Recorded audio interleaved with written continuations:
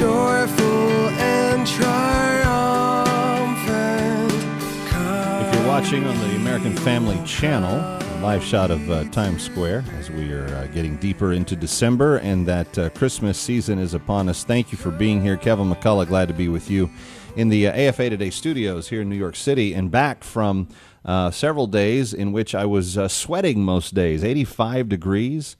It was a very surreal experience. We are talking about Pastor Saeed Abedini and the opportunity his wife had before the joint Foreign Affairs committees yesterday in Congress in Washington, D.C.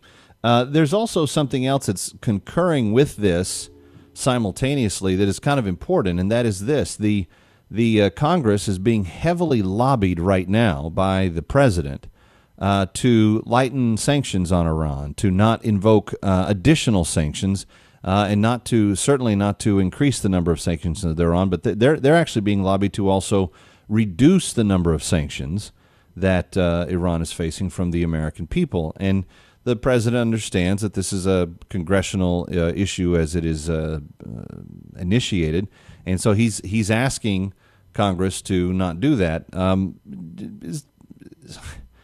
I don't understand this strategy, and maybe it's because I don't think like the way government members do. But how do we cause Iran to feel as though we are a strong nation, that we actually are worthy of being listened to and respected when we don't? When we have so little respect for our own safety, our own welfare, our own security, and our own people. Nagba Abedini was told by John Kerry earlier in the year that he would leave no stone unturned, especially in face-to-face meetings with Iran, to bring up the case of her husband and advocate for his release and do everything. We were told after the Geneva Agreement was met that there had been no discussion of Pastor Saeed, what he was going through, or how soon he would be released. We know that he's been tortured. I've spoken with Nagba personally. I know that there have been internal bleeding issues that he had unresolved for weeks and weeks in the Iranian prison. What they are doing is inhumane to him.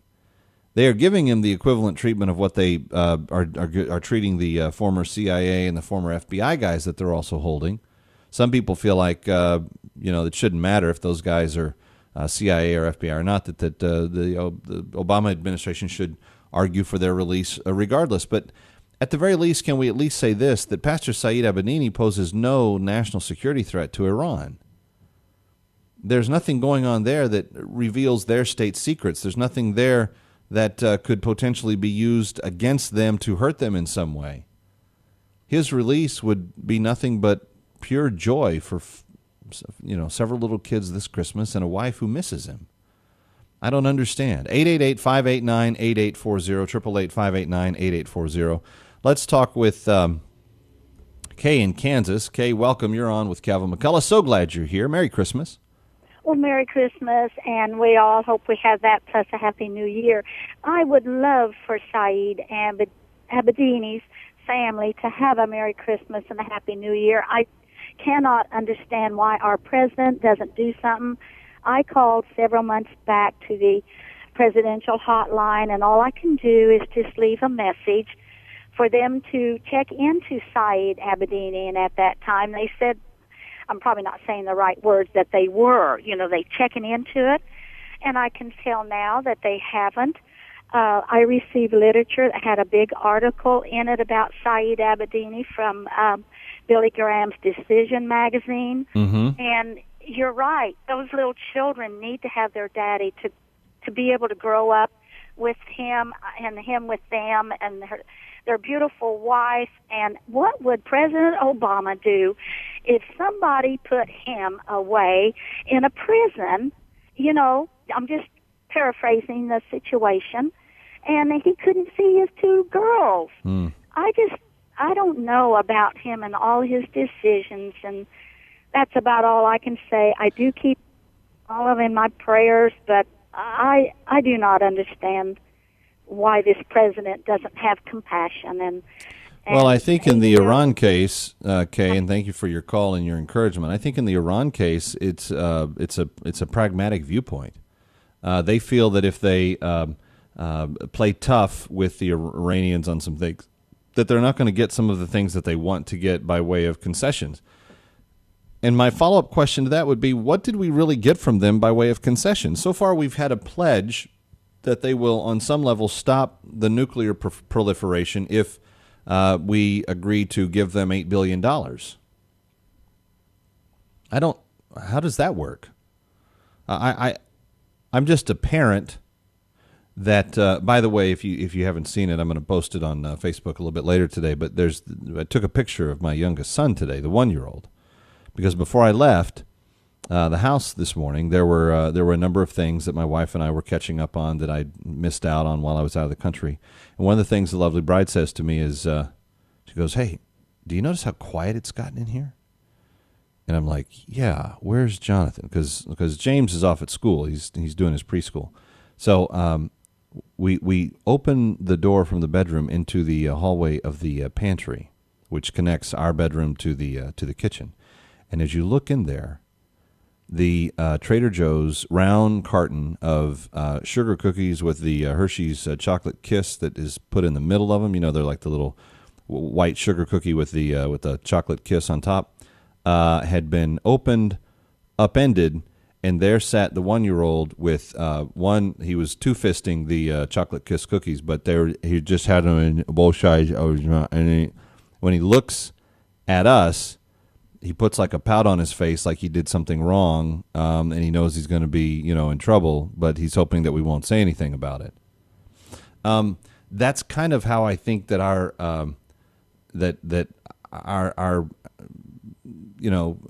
country is with Iran. We're hoping that they won't do anything, and we're going to try to be nice and not try to get in trouble. The reality is, parents, can say you can't have a cookie, and there's nothing wrong with that. There's nothing wrong with saying to Iran, you shouldn't have a nuclear bomb.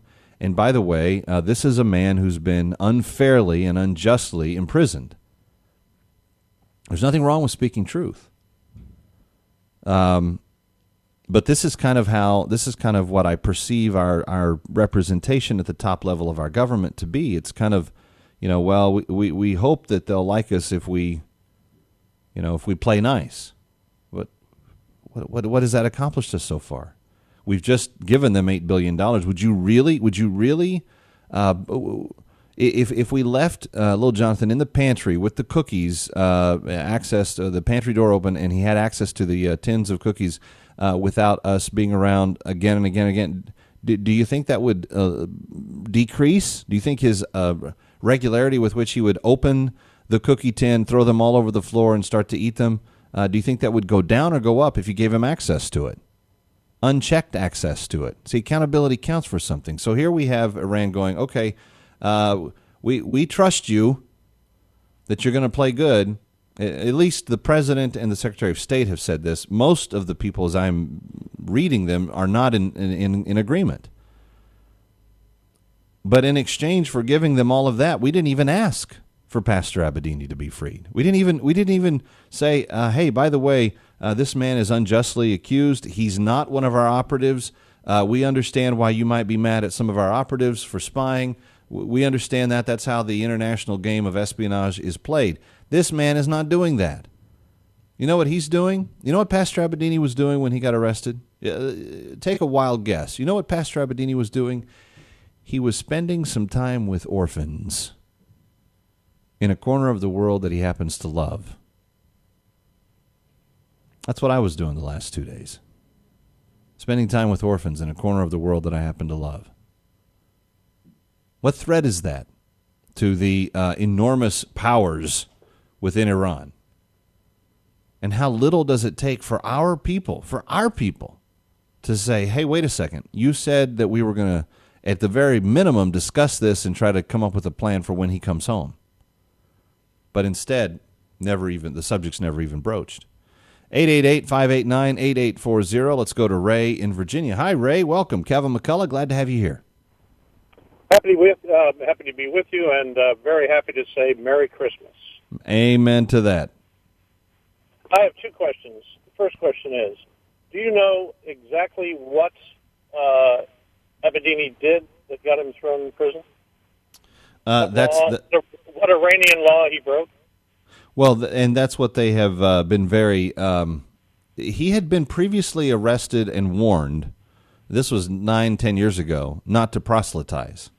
So, and he agreed to comport with that. He left the country for a while, became an American citizen while he was gone, and started returning and doing mission projects back in Iran a few years later. But he wasn't doing evangelism. He was building orphans' homes. He was involved in some community-based programs for education, some other things. But he was not, holding 5-day Bible clubs or anything like that. He was working with kids. He was loving on kids, and there was no direct correlation to an evangelistic effort when he got arrested. Now, if a child came to him in the privacy of, being at his house or whatever and said, "Hey, I have a question about this," then he could have been free to discuss. But he wasn't formally doing any evangelism or proselytizing. How do we know that for a fact? Well, I guess that's true. We have to kind of take his word for it. But according to the people that have been working with him on the projects, the work projects weren't places of evangelism. According to the people that he was checking in with, and he was under secured monitor for a while. They had put an ankle bracelet on him or some such, and they were confining him to an apartment, and they had a check of everybody that came and left him, et cetera, et cetera. But we don't one way or the other for sure. That's his word, that's his version of the story, and then we know pretty much what happened after he became under surveillance. But he was taken under surveillance under very false or imaginary pretenses. They couldn't really give you a reason for why he was under surveillance initially, and then he went from surveillance to being under arrest, and to this day still haven't really truly labeled what it is that he did. There just seems to be something missing here, and I don't know that the sources you're How so? referring to, How so? How so? What are your sources for what you just got through? Well, how do you know that something's missing? How do you know that Iran doesn't have something against this Christian man? And by the way, Sekulo's group has been involved in the few court proceedings he has had.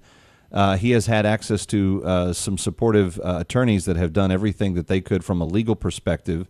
But even under Iranian law and legal code, they have the Iranian government has violated some of those agreements and changed their outcomes randomly.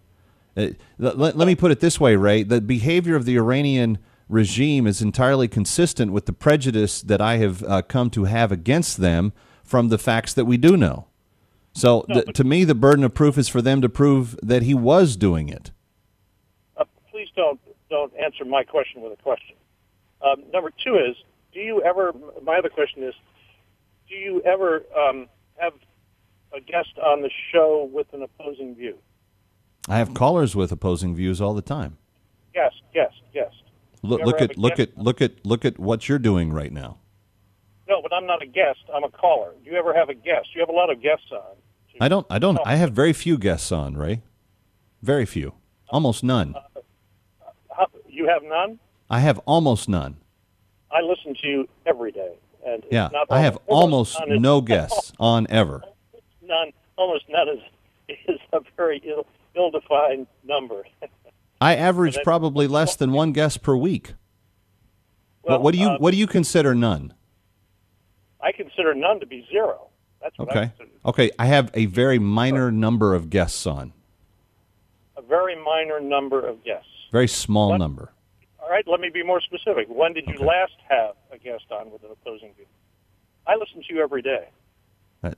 And I think it would be quite interesting to have somebody with an opposing view on. Okay. Ray, you think you can do talk radio? Go get a show and program it the way you want to. I'm not opposed to you doing anything that you want. I appreciate the advice. I'm grateful that you're concerned about my well-being and the massive amounts of audience that I can grow given your belief about how I should do this show.